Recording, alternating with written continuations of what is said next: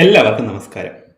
ഇന്ന് നമ്മൾ 8ാം ക്ലാസ്സിലെ 2ാമത്തെ യൂണിറ്റിലെ 1ാമത്തെ പാഠമായ കളിവിളക്കിൻ്റെ തിരുനാളം എന്ന പാഠഭാഗത്തെക്കുറിച്ചാണ് ചർച്ച ചെയ്യുന്നത്. പ്രശസ്ത കഥകളി നടനായ കലാമണ്ഡലം രാമൻകുട്ടി നായരുടെ ആത്മകഥയായ തിരനോട്ടത്തിലെ ഒരു ഭാഗമാണ് കളിവിളക്കിൻ്റെ തിരുനാളം. കഥകളിയുടെ ലോകത്തേക്ക് രാമൻകുട്ടി നായർക്ക് വഴികാട്ടിയായ ഒരനുഭവമാണ് പാഠഭാഗം. കുട്ടിക്കാലത്ത് കഥകളി കാണാൻ താല്പര്യമുണ്ടായിരുന്നെങ്കിലും പലപ്പോഴും കഥകളി തുടങ്ങുന്ന സമയമാകുമ്പോഴേക്കും ഉറങ്ങിപ്പോകുന്നതാണ് പതിവ്. ഒരിക്കൽ ഉത്സവത്തിന് കൂട്ടുകാരുമൊത്ത് കഥകളി കാണാനിരിക്കുന്ന സമയം അവർക്ക് മടുപ്പ് തോന്നിയതിനാൽ എഴുന്നേറ്റ് അണിയറയിലേക്ക് നടന്നു. അണിയറയിലിരിക്കുന്ന വേഷം ഏതെന്നറിയാൻ കുട്ടികൾ കഥകിൻ്റെ വിടവിലൂടെ നോക്കി. ആശാരിക്കോപ്പൻ എന്ന പേരിൽ പ്രശസ്തനായ കോപ്പൻ നായരുടെ തോരണയുദ്ധത്തിലെ ഹനുമാനായിരുന്നു ആ വേഷം. രസം മൂത്ത കുട്ടികൾ കതക് തുറന്ന് അണിയറയുടെ ഉള്ളിലേക്ക് നീങ്ങി.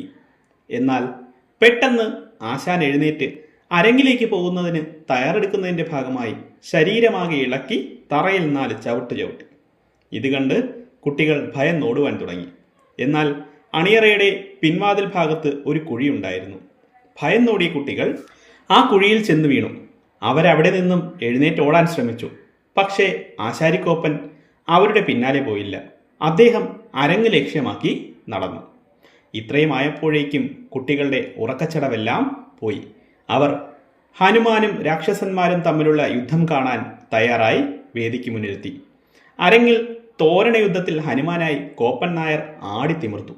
ഹനുമാൻ അരങ്ങിൽ രാക്ഷസന്മാരെ തല്ലാൻ ഉപയോഗിച്ച ഉങ്ങുമരത്തിൻ്റെ ചില്ലയിലുണ്ടായിരുന്ന ഉങ്ങിൻകായ രാമൻകുട്ടി നായരുടെ മൂക്കിൽ തട്ടി.